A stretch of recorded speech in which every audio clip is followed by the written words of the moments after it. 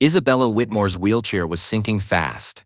The 15-year-old girl with cerebral palsy thrashed desperately in the crystal-clear water of her father's million-dollar pool, her adaptive equipment failing her when she needed it most. 40 elite guests stood frozen in their designer clothes, watching in horror as the millionaire's disabled daughter faced death just feet away from them. Her lungs burned. Water filled her mouth. Panic consumed her face as she struggled against the merciless pull of the deep end. The silence was deafening, until the sound of someone diving in echoed like a gunshot through the tense afternoon air. But it wasn't one of the wealthy guests who jumped in to save her life. It wasn't a trained lifeguard or a family friend. It was Tiago Santos, the 17-year-old son of the cleaning lady.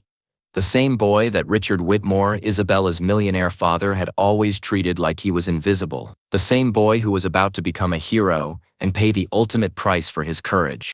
What happened next would expose the ugly truth about privilege, prejudice, and the devastating cost of doing what's right in a world that punishes the innocent. Before we continue, let us know in the comments where you're watching from. And don't forget to like, share, and subscribe to the channel, because tomorrow, at the same time, we'll bring you another story of courage and justice that you won't want to miss. Tiago's powerful strokes cut through the water with desperate determination. Every second counted as Isabella's body grew heavier, her movements weaker. The 17-year-old had grown up in this mansion, knew every corner while his mother Carmen cleaned the Whitmore family's palatial home for 12 long years. He reached Isabella just as her eyes began to close. Her adaptive wheelchair had malfunctioned, trapping her beneath the surface as the mechanical failure turned her independence into a death sentence. With strength that surprised even himself, Tiago freed her from the submerged equipment and pulled her toward the surface. Isabella's desperate gasps for air filled the silence as Tiago carried her to the pool's edge. Finally, the frozen guests reached out to help, their manicured hands pulling the girl to safety. Water streamed from her hair as she coughed violently, her body shaking from the trauma. "Thank you," Isabella whispered between coughs, her fingers gripping Tiago's arm with genuine gratitude. For a brief moment, the afternoon felt like it might end with celebration. A hero's welcome for the young man who had just saved a life. That's when Richard Whitmore pushed through the crowd of shocked guests.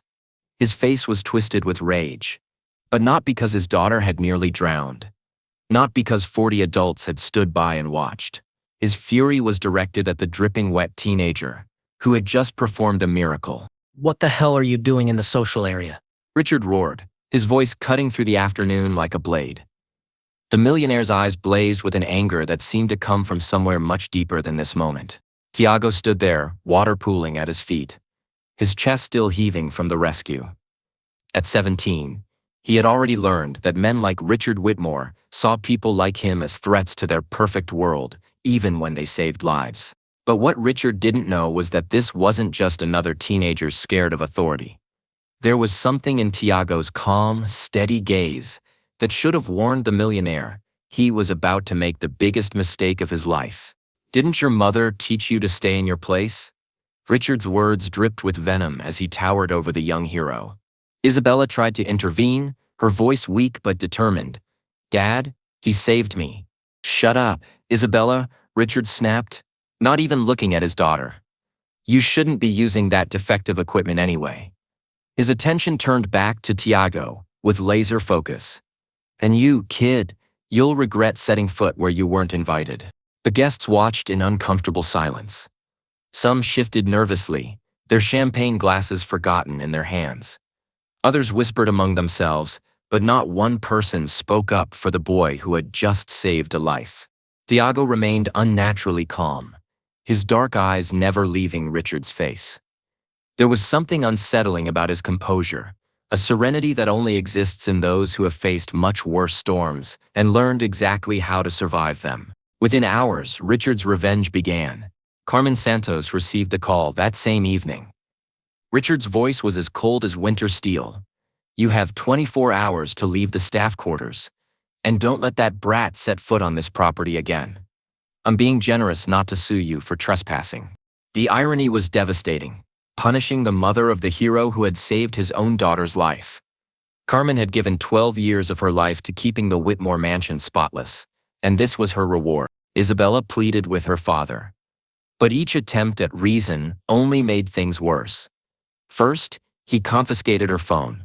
Then he banned her from her adapted swimming lessons, the very activity that gave her the most independence and joy. Finally, he hired a private nurse to monitor her every move, turning her own home into a beautiful prison. "You don't understand, sweetheart," Richard explained with the fake patience that wealthy people use when they want to seem reasonable. "People like them create emotional bonds to take advantage of us. That boy saved you for a reward, not out of kindness." But Isabella knew better. She remembered the afternoons when Tiago helped her with homework while his mother worked. She remembered the books he borrowed from the public library for them to read together, the jokes that made her laugh during difficult physical therapy sessions. Richard Whitmore would never understand that some people in this world are motivated by something other than money. And that blindness was about to cost him everything. In their modest rented house across town, Tiago Santos displayed a serenity that would have impressed any psychologist. While his mother Carmen wept over their sudden unemployment and homelessness, her 17-year-old son calmly organized his school books on their kitchen table. "Mom, don't worry," he said, his voice steady as granite. "We'll be fine." Carmen watched her son with a mixture of pride and concern. Since childhood, Tiago had been different. While other kids cried for expensive toys, he took apart broken electronics to understand how they worked. When bullies targeted him for being poor, he responded not with fists, but with a cold intelligence that made them uncomfortable. But Carmen had no idea just how different her son really was. What she didn't know was that Tiago had been accepted to MIT with a full scholarship, not for athletics or community service, but for a research project that had caught the attention of professors across the country. What she didn't know was that her cleaning lady's son had been quietly building something that would change their lives forever. Meanwhile, Richard Whitmore was celebrating what he thought was his victory. At his exclusive country club, he regaled his wealthy friends with the story of how he'd put that family in their place. "You can't let these people get too comfortable," he declared over expensive whiskey. "They start thinking they belong in our world. And before you know it, they're making demands." His friends nodded in agreement, their privileged bubble intact. None of them noticed the young server refilling their water glasses, a server who happened to be recording every word on his phone. But Richard's celebration was premature, because while he was busy congratulating himself on destroying a poor family's livelihood, Tiago Santos was making final preparations for something that would expose Richard Whitmore's true character to the entire world. The storm was coming, and Richard had no idea he was standing directly in its path. The question wasn't whether justice would be served. It was how devastating the reckoning would be. What Richard Whitmore didn't realize was that the cleaning lady's son he dismissed so easily had been living a double life right under his nose. For 3 years, while Carmen cleaned the mansion's floors, Tiago had been quietly accessing the Whitmore family's home network, not for malicious purposes, but because Richard's study contained something invaluable: a direct connection to the stock exchange and real-time financial data that most teenagers could never dream of accessing. Tiago had used this access to develop an algorithm that could predict market fluctuations with stunning accuracy. His MIT acceptance letter wasn't just for academic excellence, it was for creating artificial intelligence that could revolutionize trading forever. But there was something else Tiago had discovered during his 3 years of invisible presence in the mansion. Something that would make Richard Whitmore's blood run cold. The businessman wasn't just wealthy, he was a criminal. Hidden in encrypted files that Richard thought were secure, Tiago had found evidence of tax evasion, money laundering, and insider trading worth millions of dollars. The kind of evidence that could send a man to federal prison for decades. Isabella, confined to her room under her father's watchful eye, had no idea that her friend was preparing to wage war. She spent her days staring out her window, wondering if she'd ever see Tiago again, wondering if she'd ever have a real friend who saw her as more than just a disability. But Richard's cruelty toward Isabella was about to backfire in ways he could never imagine. Because Tiago Santos wasn't just brilliant, he was loyal. And when someone hurt the people he cared about, he didn't get angry. He got strategic. The plan he was crafting would do more than expose Richard's crimes. It would transfer the man's entire fortune to the people he'd spent his life stepping on. It would give Isabella the independence she'd always dreamed of. And it would prove that sometimes the most dangerous enemy is the one you never bothered to see. Richard Whitmore was about to learn that underestimating someone's intelligence isn't just arrogant, it's catastrophic. 3 weeks after the pool incident, Richard Whitmore's world began to crumble in ways he never saw coming. It started with a phone call from his accountant. "Richard, we have a problem. The IRS is asking questions about some offshore accounts that they shouldn't even know exist." Then came the call from his lawyer. "The SEC wants to meet about some trading patterns that match perfectly with insider information you had access to." Finally, his banker called, with news that made his blood freeze. "Someone has been accessing your accounts using legitimate credentials. The transactions look legal. But Richard, millions of dollars have been moved to charitable organizations over the past month." As Richard frantically checked his computer, he discovered that every illegal transaction he'd ever made, every hidden account, every piece of evidence he thought was buried forever, had been carefully documented and sent to the appropriate authorities. But the real masterpiece wasn't the exposure. It was what Tiago had done with the money. The millions that Richard had stolen through illegal trades hadn't just been returned to the victims. It had been distributed to organizations that helped disabled children get adaptive equipment, scholarships for underprivileged students, programs that provided job training for people like Carmen Santos. Isabella discovered the truth when she hacked into her father's computer, a skill Tiago had taught her during their secret homework sessions. What she found made her gasp. Not only had Tiago orchestrated her father's downfall, but he'd also established a trust fund in her name. Money that would give her complete independence from Richard's control. Money that would pay for the best adaptive technology, the finest education, a life where her disability would never limit her dreams again. But Tiago had saved the most devastating blow for last, because he hadn't just stolen Richard's money.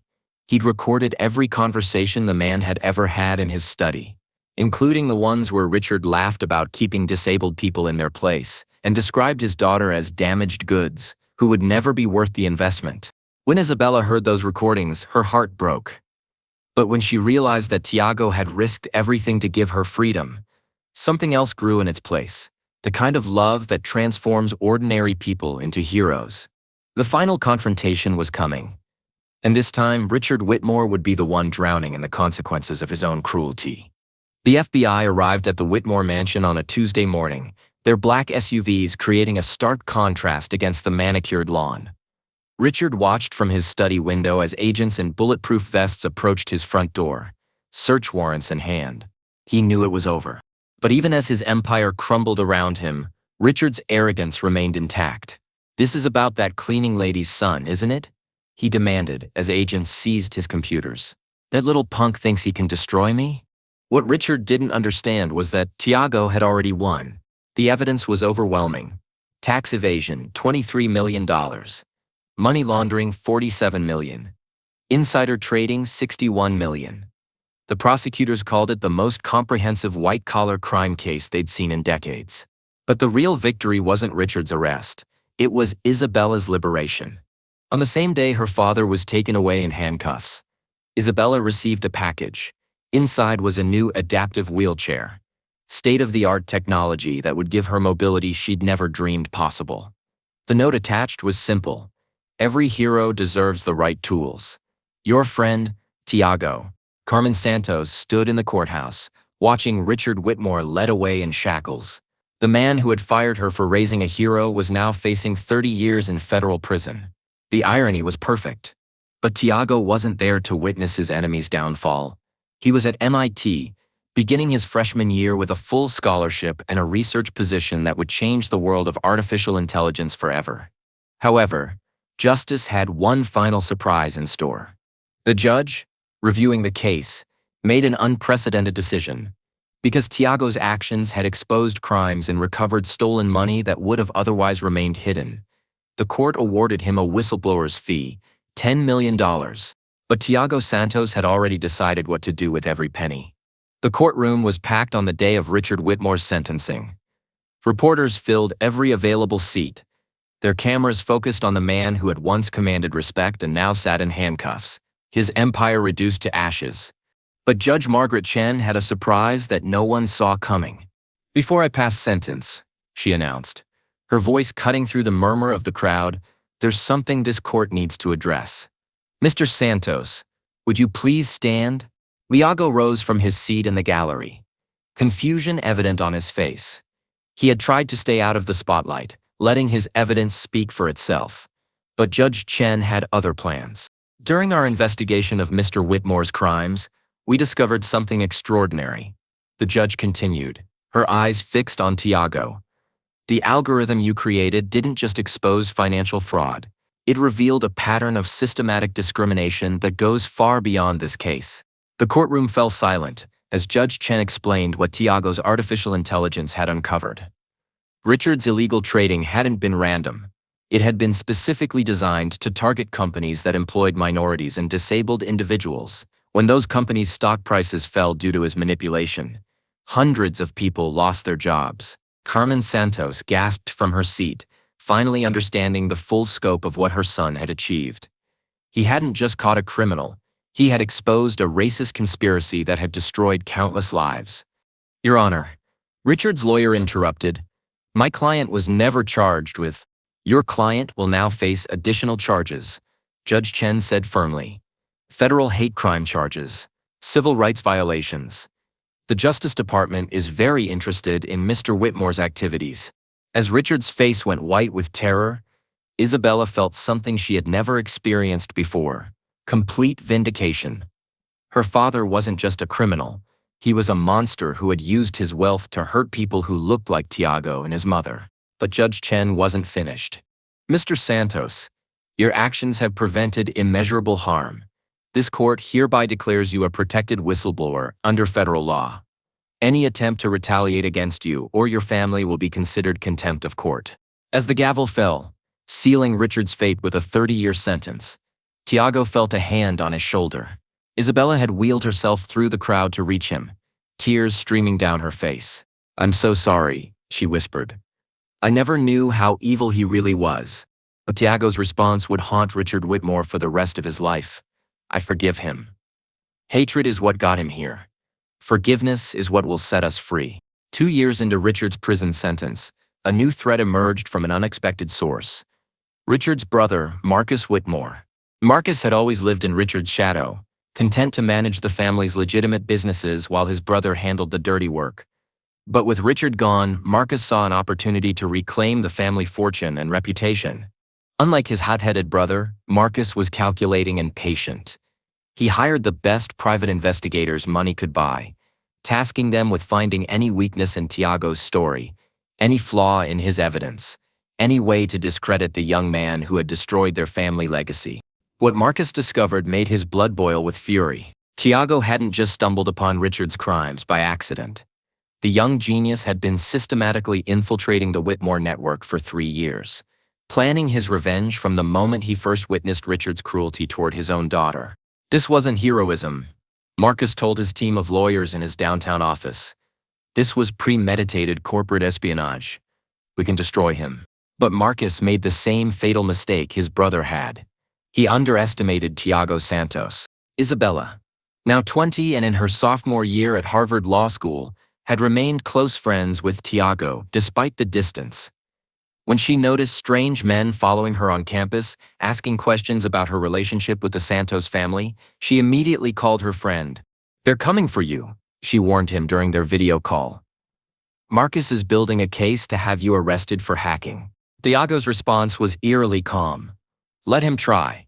What Isabella didn't know was that Tiago had been expecting this moment for 2 years. Marcus Whitmore wasn't just Richard's brother. He was his partner in crime. And Tiago had evidence that would send Marcus to prison for even longer than Richard. The war wasn't over. It was just beginning. But this time, Tiago wouldn't be fighting alone. Isabella had grown from a helpless victim into a brilliant legal mind. And she was ready to defend the boy who had saved her life in more ways than one. Marcus Whitmore thought he was hunting a naive college student. He had no idea he was about to face 2 of the most formidable opponents he could possibly imagine. Marcus Whitmore's first attack came swift and brutal. Federal agents arrived at MIT at dawn, armed with warrants to seize Tiago's computers and research materials. The charges were serious: criminal hacking, corporate espionage, identity theft. But as the agents began their search, they discovered something that made Marcus's case collapse before it even began. Every single piece of evidence against Richard had been obtained legally. Iago hadn't hacked into the Whitmore network. He had been given access by Isabella herself 3 years earlier when she asked him to help her with a school project about her father's business. The password she had shared with him was technically legal authorization, a fact that Iago had carefully documented with screenshots and recordings. "You mean to tell me," the lead FBI agent said to Marcus's lawyer, "that your client wants us to prosecute a teenager for accepting help from a friend with her homework?" But Isabella's legal maneuvering was just the opening move in a chess game that would expose Marcus as an even bigger criminal than his brother. While Marcus focused on attacking Tiago, Isabella had been quietly building her own case. Using the legal research skills she was learning at Harvard, she had discovered that Marcus's legitimate businesses were anything but legitimate. The family construction company had been systematically underpaying immigrant workers for decades.